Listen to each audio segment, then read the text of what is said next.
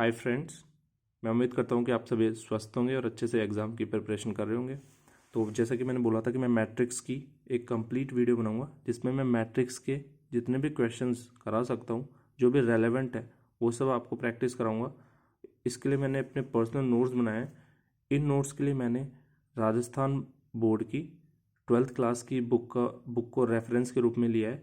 आप उस बुक को मेरे टेलीग्राम चैनल से डाउनलोड कर सकते हैं। आपको वहाँ पे चैप्टर मिल जाएगा मैट्रिक्स नेम से, तो वहाँ से आप प्रैक्टिस कर सकते हैं क्वेश्चंस की। मैं उतने ही क्वेश्चंस आपको प्रैक्टिस कराऊंगा जितने आपको ज़रूरी हैं, ठीक है। तो चलिए स्टार्ट करते हैं मैट्रिक्स। तो सबसे पहले जान लेते हैं मैट्रिक्स होती क्या है। हिंदी में इसको बोलते हैं आव्यूह, ठीक है। तो मैंने एक एग्जाम्पल ले रखा है। सपोज 3 लोग हैं, रमेश, महेश और राहुल। एक के पास नोटबुक्स हैं और पेन्स हैं, ठीक है। एक के पास 5 नोटबुक है रमेश के पास और 2 पेन है। महेश के पास 3 और 1 का है और राहुल के पास 4 और 3 का है रेशियो, ठीक है।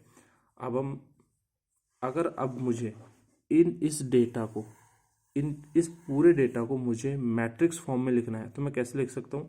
तो उसके लिए मुझे क्या करना पड़ेगा, यहाँ पे ब्रैकेट लगाने पड़ेंगे, ठीक है। तो ये बन जाएगा फिर मैट्रिक्स फॉर्म। तो मैट्रिक्स फॉर्म का यूज़ कहाँ करते हैं, तो जैसे बहुत सारे नंबर्स होते हैं, तो अगर मुझे उन नंबर्स को रेक्टेंगुलर फॉर्म में एक एरे के रूप में शो करना है तो मैं मैट्रिक्स का यूज़ करता हूँ। तो हम इसकी डेफिनेशन देख लेते हैं। डेफिनेशन देख लो आप यहाँ पे। अब matrix is an ordered rectangular array of same numbers और क्वांटिटीज। अब यहाँ पे सेम नंबर और क्वांटिटीज का मतलब मैं समझा देता हूँ आपको कि सपोज मैं यहाँ पे बताता हूँ आपको। मैंने एक मैट्रिक्स बनाई 5 6 7 8 9 10। तो ये मेरी मैट्रिक्स बन गई। तो यहाँ पे हर एक रो में सेम नंबर है, 2 नंबर यहाँ पे, 2 नंबर यहाँ पे, 2 नंबर यहाँ पे। अगर मैं इसको ऐसे लिखूँ, अगर मैं इसको ऐसे लिखता हूँ 5 6 7 8 9, ठीक है, और यहाँ पे मैं कुछ ना लिखूँ तो ये मैट्रिक्स नहीं है, ठीक है। मैट्रिक्स नहीं होगी ये मैट्रिक्स है, ये नहीं होगी। क्यों? क्योंकि यहाँ पे एक एलिमेंट ब्लैंक है। तो नंबर सेम होने चाहिए, कॉलम में और रो में नंबर सेम होने चाहिए।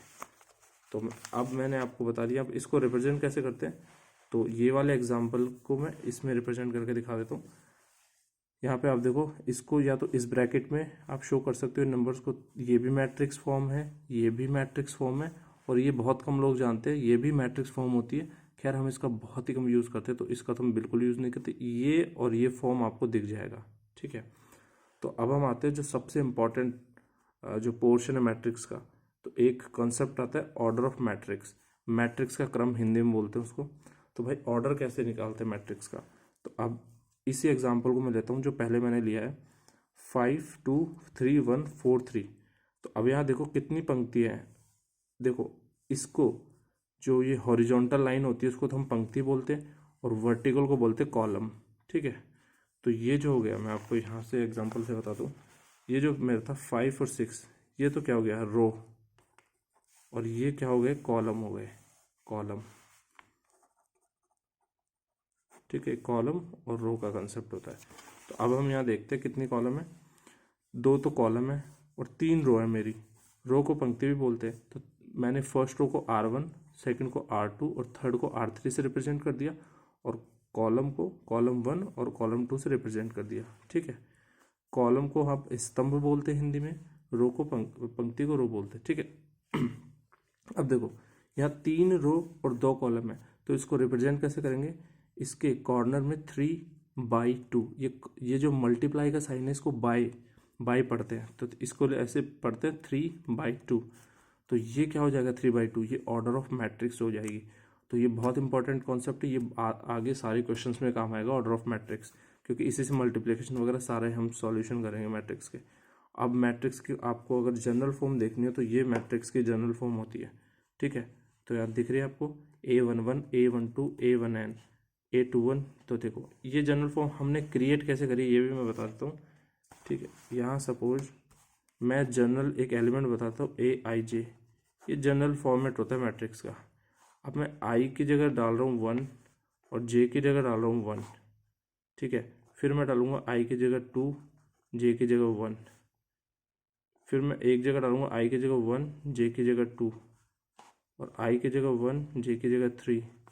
तो ये आप जब जैसे जैसे नंबर पुट करते जाओगे ना, एलिमेंट्स बनते जाएंगे।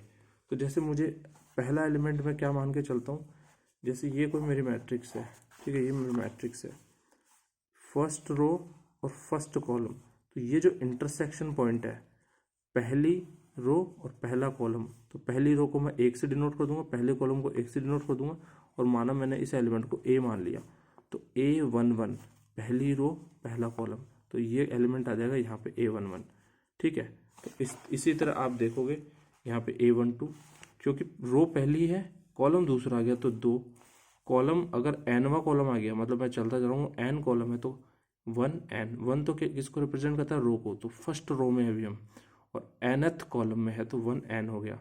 इसी तरह अब यहाँ पे नीचे उतरेंगे तो क्या हो जाएगा, यहाँ पे मेरा क्या हो जाएगा, रो चेंज हो जाएगी, तो सेकंड रो और nth कॉलम, इसी तरह फिर m रो और mn वाला लास्ट वाला जो हो जाएगा हमारा, वो हो जाएगा mn वाला एलिमेंट हो जाएगा। तो इसको जनरल फॉर्म में कैसे रिप्रेजेंट करते हैं, a = aij m × n, ये m × n नहीं है, m/n बोलते हैं इसको, ठीक है। तो ये हमारा हो गया ऑर्डर ऑफ मैट्रिक्स, बहुत ईजी है, आप आराम से उस बुक से भी देख सकते हैं, आपको इसी तरह का पूरा कॉन्सेप्ट मिल जाएगा। चलिए अब हम नेक्स्ट पेज पे चलते हैं।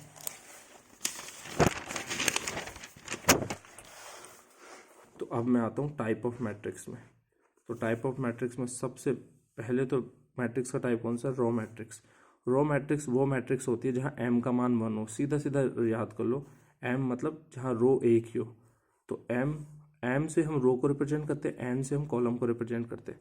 तो भाई रो एक होनी चाहिए, कॉलम कितने भी हो कोई दिक्कत नहीं है, 300 भी हो सकते हैं, कोई दिक्कत नहीं है, बस ये यहाँ रो एक होनी चाहिए। तो देखो एक ही रो है, या 3 एलिमेंट है, या एक ही रो है, 5 एलिमेंट है।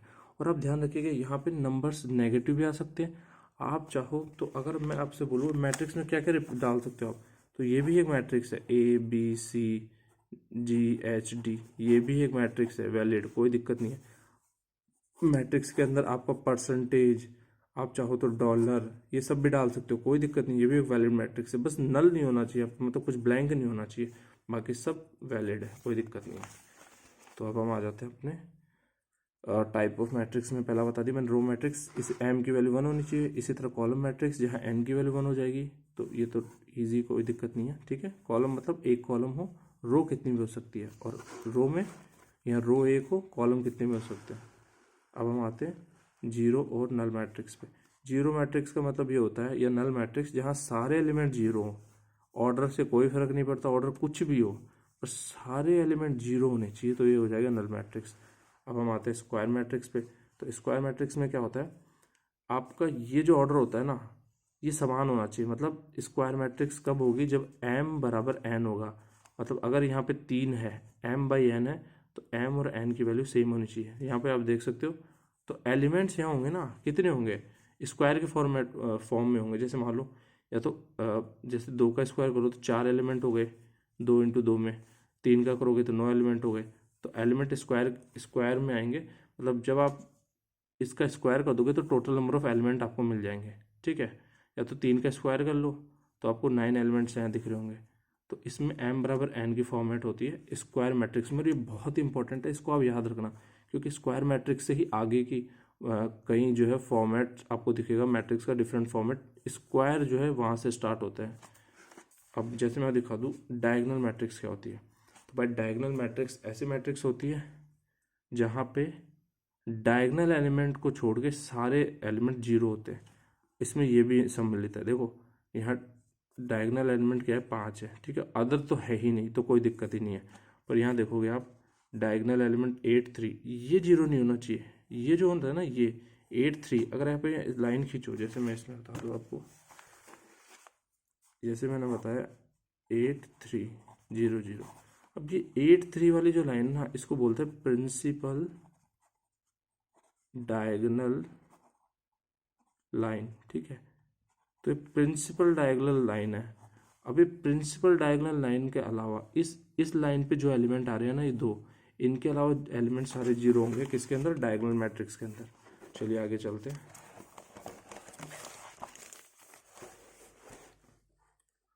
अब हम आते हैं स्केलर मैट्रिक्स पे। स्केलर मैट्रिक्स में क्या होता है, अब आप खुद सोच के देखो स्केलर मैट्रिक्स में क्या होगा, डायगोनल मैट्रिक्स से क्या डिफरेंस आया स्केलर मैट्रिक्स में।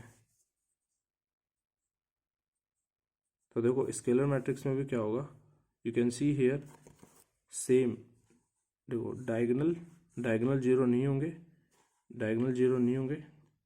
ठीक है, मैं आपको एक बार एक और दिखा देता हूँ डायगोनल मैट्रिक्स का। ये देखो डायगोनल मैट्रिक्स आपको दिख रही है। डायगोनल मैट्रिक्स और स्केलर मैट्रिक्स में क्या डिफरेंस है? अब मैंने यहाँ पे डायगोनल बताया आपको, यहाँ एलिमेंट्स अलग अलग है, देखो 8 है 3 है, ठीक है।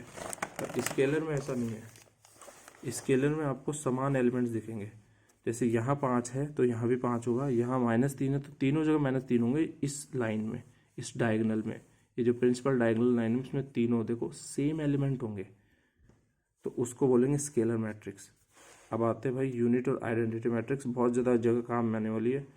तो इसको हम किससे रिप्रेजेंट करते हैं? इसको आई से रिप्रेजेंट करते हैं, आई, ठीक है। आई से रिप्रेजेंट करते हैं यूनिट मैट्रिक्स को, याद रखना एक चीज़। तो देखो 1 0 0 1, ये तो 2 ऑर्डर 2 की है, 2/2 की है, और ये 3/3 की मैट्रिक्स है, ये आइडेंटिटी मैट्रिक्स है। तो प्रिंसिपल डायगोनल जो होता है, प्रिंसिपल डायगोनल लाइन है ये वाली, वो 1 होनी चाहिए, बाकी सारे एलिमेंट जीरो होंगे, किसमें? आइडेंटिटी मैट्रिक्स में। अब आते हैं भाई ट्रायंगुलर मैट्रिक्स। ट्रायंगुलर मैट्रिक्स के अंदर दो तरह की मैट्रिक्स बनती है।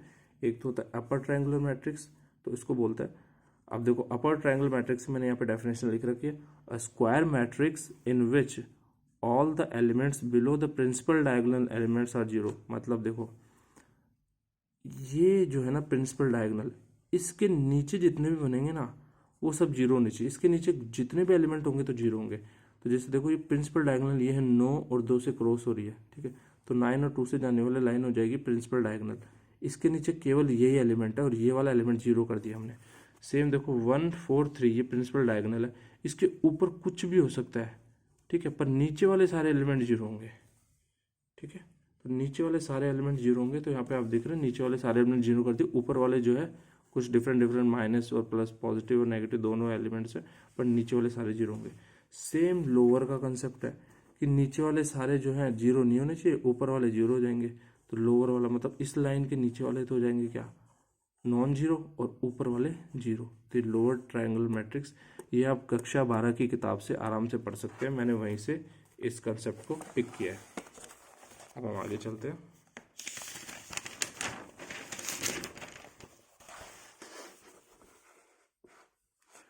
प्रॉपर्टीज ऑफ मैट्रिक्स देख लेते हैं। तो प्रॉपर्टीज ऑफ मैट्रिक्स में पहली प्रॉपर्टी है ट्रांसपोज ऑफ ए मैट्रिक्स। इसका क्वेश्चन पिछली बार भी मेरे हिसाब से शायद आया था, पर मुझे थोड़ा थोड़ा याद आ रहा है कि 80 करके कुछ आया था। 80 ट्रांसपोज को बोलते, इसको इससे रिप्रेजेंट करते हैं 80। तो भाई ये एवरग्रीन टॉपिक है, हर बार एग्जाम में पूछते हैं। आप जब भी इस तरह के कॉन्सेप्ट, जब भी 12th क्लास तक की जो सिलेबस आता है जिस भी एग्जाम में, वहाँ पे ये ट्रांसपोज वाला आपको बहुत अच्छे से पढ़ के जाना है। तो ट्रांसपोज मैट्रिक्स के अंदर ट्रांसपोज बहुत इंपॉर्टेंट है। तो देखो ट्रांसपोज का कंसेप्ट क्या होता है, मुझे क्या करना है, किसी भी, देखो ट्रांसपोज के अंदर क्या होता है आप यहाँ पर देख रहे हो, मैं इस एग्जाम्पल से आपको समझाता हूँ। ये ए बराबर मेरे पास एक मैट्रिक्स है 1 0 2 5 3 -4 3 8 6, ठीक है। तो अब आपको इसको देख के क्या लग रहा है, इसको मतलब हम यहाँ पे क्या चेंज क्या कर रहे हैं? तो आपको अगर ट्रांसपोज को ध्यान से देखो तो ये जो कॉलम है ना, ये कॉलम, मैंने इस कॉलम C1 को बना दिया रो। ये देखो 1 5 3 को मुझे उठा के, मतलब मुझे ऐसे कैसे उठाना है इसको, और ऐसे कैसे, ऐसे यहाँ पे रख दूंगा, ठीक है। मतलब इसको यहाँ से उठा के और यहाँ जाके मुझे ऐसे रख देना है। तो 1 5 3 क्या बन जाएगा, 1 5 3 यहाँ पे आ जाएगा। 0 3 8 को बीच में लिख दिया, 0 3 8, 2 -4 6 को यहाँ पे लिख दिया, ठीक है। तो एग्जाम में डायरेक्टली भी पूछ लेते कभी इजी क्वेश्चन में कि ये मैट्रिक्स है, इसका ट्रांसपोज करके बताओ, तो इसका ट्रांसपोज वाला इस तरह ऑप्शन आ जाएगा, ठीक है। तो इसका कंसेप्ट हमें याद रखना है।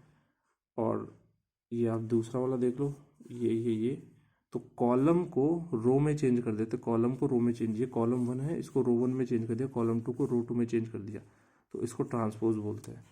अब आते हैं भाई symmetric and skew symmetric matrix. तो सिमेट्रिक मैट्रिक्स क्या होती है, अगर ए और AT बराबर हो, मतलब मेरे पास मैट्रिक्स और उसका ट्रांसपोज दोनों बराबर हों, तो उसको बोलेंगे सिमेट्रिक मैट्रिक्स। तो A बराबर AT है, जैसे एग्जांपल के लिए 2 -3 -3 4। अब मैं इस कॉलम को रो में बदल रहा हूँ, तो 2 यहाँ पे आ जाएगा, -3 ऊपर चला जाएगा, और इसको भी मैं क्या कर रहा हूँ, C2 को R2 में बदल रहा हूँ, तो -3 यहाँ पे आ जाएगा, 4 यहाँ पे आ जाएगा। तो आप देखोगे इन दोनों में कोई अंतर नहीं है, तो A बराबर 80 है। यहाँ पे सारे एलिमेंट समान है, यहाँ पे देख सकते हो आप। तो इसको बोलेंगे सिमेट्रिक मैट्रिक्स। इसका भी क्वेश्चन आ जाता है कि आप बताइए कि इस फॉलोइंग क्वेश्चन में सिमेट्रिक मैट्रिक्स है या नहीं है। 4-5 ऑप्शन दे देंगे, ऐसे कुछ आ सकता है, तो आपको ध्यान रखना है इस चीज़ का। अब आता है स्क्यू सिमेट्रिक मैट्रिक्स। तो स्क्यू सिमेट्रिक मैट्रिक्स में क्या, A बराबर -80 होना चाहिए। जैसे देखो 0 -2 2 0, यहाँ पे क्या 80 क्या हो जाएगा, 0 2 यहाँ पे चला जाएगा ऊपर, और -2 0 यहाँ पे चला जाएगा। देखो यहाँ पे -1 कॉमन ले लोगे ना आप, तो ये आ जाएगा हमारे, तो -A बन जाएगा ना। जब यहाँ पे मैं -1 कॉमन ले लूँगा यहाँ से, तो 0 का कोई दिक्कत नहीं है, 0 की दिक्कत नहीं है। ये 2 की जगह तो भाई माइनस बाहर आ जाएगा, और इसके माइनस लग जाएगा, और इसके माइनस हट जाएगा, तो ये फॉर्मेट बन जाएगी। पर बाहर माइनस आ जाएगा, तो इसको क्या लिखेंगे, -A। तो स्क्यू सिमेट्री का मतलब होता है A बराबर -A ऑफ ट्रांसपोज। ठीक है, तो अब आगे चलते हैं। अब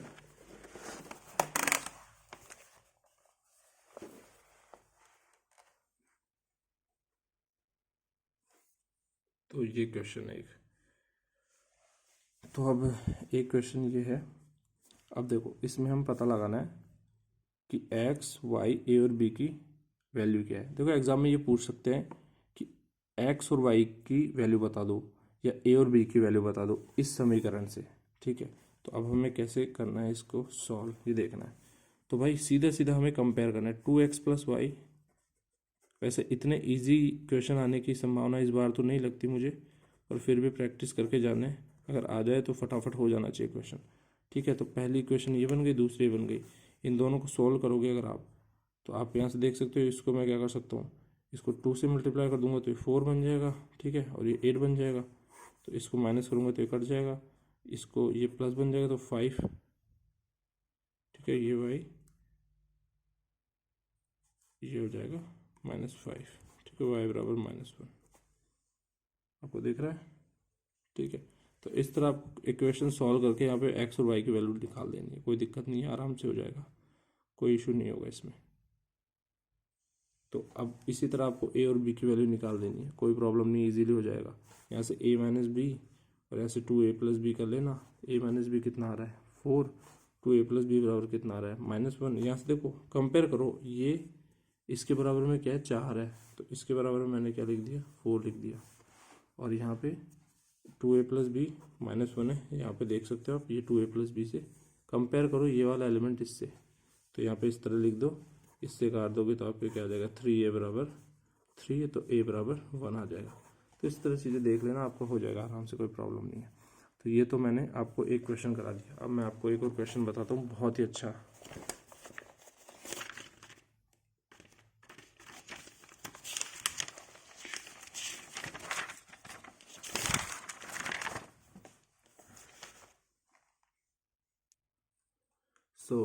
मैंने क्वेश्चन नोट डाउन कर लिया। ठीक है, तो यहाँ पे आप देख सकते हैं, तो क्वेश्चन हमें क्या पूछ रहा है, हमें k की वैल्यू फाइंड आउट करनी है। यहाँ पे देखो हमें दे रखा है a, जो मैट्रिक्स है वो दे रखी है 1 0 -1 7, तो ये 2/2 की मैट्रिक्स है, और आइडेंटिटी मैट्रिक्स भी 2/2 की है। ठीक है, आइडेंटिटी मैट्रिक्स दे रखी है 1 0 0 1, तो ये आइडेंटिटी मैट्रिक्स हो गई। हमें जो है इक्वेशन क्या दे रखी है, a² = 8a + ki। तो यहाँ k की वैल्यू हमें फाइंड आउट करनी है। बहुत ही अच्छा प्रश्न है, और इस तरह के प्रश्न, ये जो मैं सवाल करा रहा हूँ ना, ये स्टैंडर्ड क्वेश्चन है। इस तरह के प्रश्न RVNL में पूछते हैं कि आप k की वैल्यू बताओ, 4 ऑप्शन दे देंगे, मान लो 5 6 -7 -1, ये 4 ऑप्शन मुझे दे दिए। ठीक है, एग्जाम में अब मुझे k की वैल्यू फाइंड आउट करनी है। तो इस क्वेश्चन को आपको फटाफट फाइंड आउट करना है। 12th का एग्जाम तो है नहीं, हमें तो फटाफट जैसे रफ पेज पे करना है इसको। तो कैसे करेंगे, तो सबसे पहले इसको करने के लिए आपको मल्टीप्लिकेशन का मेथड पता होना चाहिए कि मल्टीप्लिकेशन करते किस तरह है। तो मैं आपको एक एग्जांपल देता हूँ, जैसे a बराबर, मेरे पास टर्म है a11 a12 और a21 a22। ये मेरे पास क्या होगी, 2 × 2 की मैट्रिक्स हो गई। एक मेरे पास मैट्रिक्स हो गई b11 b12 b21 b22, ये भी 2 × 2 की मैट्रिक्स हो गई। अब मुझे a b करना है, a b मतलब a और b को गुणा करना है। तो ए और बी को मल्टीप्लाई करने पे मुझे क्या आंसर मिलेगा यहाँ पे, ये आपको ढंग से देखना है। तो A11 इंटू B11 को मल्टीप्लाई कर दो, साथ में लिख दो प्लस, यहाँ पे क्या आएगा, देखो इसमें क्या होता है, पहला मतलब देखो मल्टीप्लिकेशन का यहाँ पे सिंपल सा रूल है। यहाँ पे हमने क्या लिखा, तो A11 फर्स्ट एलिमेंट से मल्टीप्लाई होगा, और जो ये दिख रहा है आपको सेकंड एलिमेंट, ये इसके कॉलम के सेकंड एलिमेंट से मल्टीप्लाई होगा। तो ये इसका स्टैंडर्ड फॉर्मूला होता है, ये आपको ध्यान रखना है मल्टीप्लिकेशन करते टाइम। तो A11 B11 से मल्टीप्लाई हो जाएगा, A12 किससे मल्टीप्लाई हो जाएगा, B21 से। तो ये तो हमारा पहला एलिमेंट बन जाएगा। अब सेम इसमें हमें फॉलो करना है, तो A11 किससे हो जाएगा, यहाँ प्लस लगेगा, ध्यान रखना ना, ठीक है। तो A11 B12 से प्लस A12 B22 से, सेम इस तरह A21 B11 से प्लस A22 B21 से, और यहाँ पे क्या हो जाएगा, A21 B12 से प्लस A22 B22 से। तो ये आपका हो जाएगा, ये मैट्रिक्स मल्टीप्लिकेशन है। और मैट्रिक्स मल्टीप्लिकेशन की एक कंडीशन होती है, ये जो आपको दिख रहा है ये ठीक है। तो इसका फर्स्ट का तो कॉलम m/n, तो फर्स्ट के नंबर ऑफ कॉलम्स और सेकंड के नंबर ऑफ रोज ये समान होने चाहिए। अगर यहाँ पे मैं सपोज एक मैट्रिक्स है कि, जैसे मैं बताऊँ आपको, अगर कोई मैट्रिक्स है यहाँ पे है 2x3, दूसरी मैट्रिक्स है जो है 2x3 की सपोज, तो इसका हम मल्टीप्लिकेशन नहीं कर सकते क्योंकि ये दोनों समान नहीं है। तो ये दोनों समान जब तक नहीं होंगे ना, ठीक है, तो मैं इसको ऐसे रिप्रेजेंट कर सकता हूँ m cross p cross n, ऐसा होना चाहिए। तो ये p जो है दोनों के समान होने चाहिए, मतलब इसका तो कॉलम और इसका रो, अगर ये नंबर समान नहीं है तो हम मल्टीप्लाई नहीं कर सकते।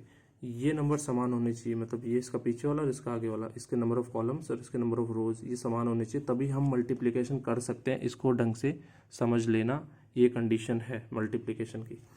चलो अब इस क्वेश्चन को सॉल्व करते हैं। तो हम मल्टीप्लाई करते हैं इसको। देखो क्वेश्चन में क्या दे रखा है, यहाँ पे आपको क्या दे रखा है, 1 0 -1 7, इसको मल्टीप्लाई करना है इसी से, a से। तो मैं इसको कैसे लिख सकता हूँ, तो मैं इसको a इंटू ए डॉट लगा के लिखूँगा। तो क्या हो जाएगा, 1 0 -1 7, ठीक है। इसका मल्टीप्लिकेशन इसी से करना है, 1 0 -1 7। तो जैसे मैंने भी आपको बताया था, तो इसकी जो मैट्रिक्स बनेगी वो कैसे बनेगी, 2 क्रॉस 2 है, तो ये दोनों समान है। तो बचे हुए जो होते हैं वही मैट्रिक्स के नंबर होते हैं, 2 यहाँ से बचा 2 यहाँ से बचा, तो इसकी मैट्रिक्स क्या बन गई, 2 क्रॉस 2 की मैट्रिक्स बन जाएगी। यहाँ पे देखो 2 क्रॉस 2 की इसकी मैट्रिक्स बन जाएगी। अब हम फटाफट मल्टीप्लाई कर देते हैं। देखो 1 से 1 को गुणा करा 1 आएगा, 0 से -1 को करा तो 0 आ जाएगा। तो यहाँ पे बचा क्या, 1, ठीक है। अब 1 से 0 0 और 0 से 7 0, तो यहाँ पे आ जाएगा 0, ठीक है। अब देखो -1 से ये -1 आ जाएगा, 7 से ये -7, तो कितना आ जाएगा, -8, ठीक है। देखो ये मैंने कैसे करा है, इसको हमें इससे मल्टीप्लाई करना है तो -1 आ जाएगा। आप ये देख लेना, ये जो मैंने स्टैंडर्ड फॉर्मूला लेकर उस हिसाब से हो जाएगा। और फिर 7 को इससे करना है तो -7, तो दोनों को जोड़ेंगे तो -8।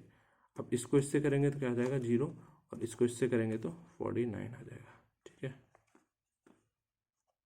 ये आपको जाएगा 49। तो ये मेरा a² आ जाएगा। अब मैं आगे चलता हूँ।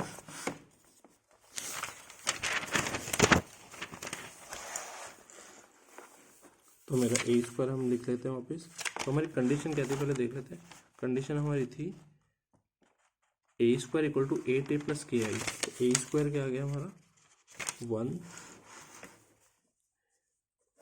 1 0 -8 और 49। अब उसमें क्या करना है, मुझे क्या चाहिए, 8a + ki। तो 8a कितना हो जाएगा, 1 0 -1 7, ठीक है। और फिर उसके बाद क्या था, plus k of i, k और i कितना, 1 0 0 1, ये आप देख लो यहाँ पे, ठीक है। तो ये अब हमारे पास आ गई इक्वेशन। a² हम निकाल चुके हैं और 8a प्लस के। अब मुझे इस के की वैल्यू निकालनी जो इस इक्वेशन को, इस पूरे मैट्रिक्स को सेटिस्फाई कर रही है। तो मुझे इस के की वैल्यू निकालनी ना, ठीक है। तो के की वैल्यू कैसे निकालेंगे? दो तरीके हैं यहाँ पे। या तो आप ऐसा करो, इस मैट्रिक्स को पहले 8 से मल्टीप्लाई करो और इसमें से घटा दो, तो हम के की वैल्यू निकाल सकते हैं। एक तरीका ये है, और ये इजी है, फटाफट मैं बता देता हूँ कैसे करना है। इसको तो ऐसे कैसे रहने दो, ठीक है। इसके बाद यहाँ जाएंगे हम, इसको मल्टीप्लाई कर दो, 8 बाहर है ना, तो इसको सारे से मल्टीप्लाई कर दो, तो 8 0 माइनस 8 और 8 8 तो 56 प्लस के ऑफ 1 0 0 1, ठीक है। अब यहाँ पे आप दिख रहा है, इसको इधर लेके आओगे ना तो इसमें से माइनस हो जाएगा, तो 1 माइनस 8 कितना हो जाएगा? -7। जीरो का जीरो रह जाएगा, इधर से जीरो बन जाएगा। ये जो -8 को इधर लाओगे तो +8 बन जाएगा, तो ये जीरो, जैसे हम करते हैं ना इक्वेशन सॉल्व करते हैं तो बराबर के इधर ले आते हैं तो माइनस हो जाता है, सेम इसी तरह इसमें माइनस प्लस होता है, कोई दिक्कत नहीं है। अब ये 56 है, इधर ले आओगे तो -7 बन जाएगा, बराबर कितना बन जाएगा? के 1 0 0 1। अब यहाँ से आप -7 कॉमन ले लो, तो -7 कॉमन ले लिया तो क्या बन जाएगा? 1 0 0 1 के 1 0 0 1। तो अब हम यहाँ से क्या देख सकते हैं, ये दोनों समान आ गई, ये चीज़ें, ये और ये चीज़ें समान आ गई, तो भाई के की वैल्यू कितनी हो जाएगी फिर? -7। तो यहाँ पे आंसर क्या आ जाएगा? के इक्वल टू -7। इस तरह के प्रश्न बहुत आराम से आप कर सकते हो, और इसी तरह के प्रश्न पूछते हैं। तो मैंने आपको मल्टीप्लिकेशन बता दिया, प्लस माइनस भी इसी में बता दिया। तो इसी तरह के मैंने आपको ये 2 क्वेश्चन प्रैक्टिस करा के पूरा मैट्रिक्स कंप्लीट करा दिया। इस 2 के अंदर ही मैंने 2-3 और आपको फॉर्मेट बता दिए। इसी तरह के प्रश्न पूछेंगे, इससे ज़्यादा आपको कोई प्रैक्टिस करने की जरूरत नहीं है। आप इसी पे फोकस करो, और जितने भी मैंने आपको कंसेप्ट बताए बस वो पढ़ लो, तो आपका काम हो जाएगा। तो ठीक है, तो ये मैंने आपका मैट्रिक्स पूरा कवर करा दिया है। आपको मैट्रिक्स पढ़ने की जरूरत नहीं पड़ेगी, जितना मैंने करा दिया उसी को 1-2 बार रिवाइज कर लो और 10-15 क्वेश्चन की प्रैक्टिस कर लो, आपका काम हो जाएगा, कोई दिक्कत नहीं होगी। तो यार इसके अलावा अब मैं इंग्लिश की वीडियो बनाना स्टार्ट करूँगा, तो मेरी वीडियोस को देखते रहिए यार। और जो भी आपको लगे, जो भी आपको डाउट हो, तो मैं यार कमेंट सेक्शन में बता दिया करो, ताकि मुझे पता चल जाए कि आपको कहाँ प्रॉब्लम आ रही है और मुझे क्या उसमें इम्प्रूवमेंट करना है, ठीक है। तो यार इसी के साथ इन वीडियोस को शेयर भी करो, ताकि यार और लोगों को फ़ायदा हो। तो अब इसके साथ अब विदा लेता हूँ, अब इंग्लिश की वीडियो में मिलेंगे आपसे। जय हिंद, जय भारत, जय राजस्थान। Good night.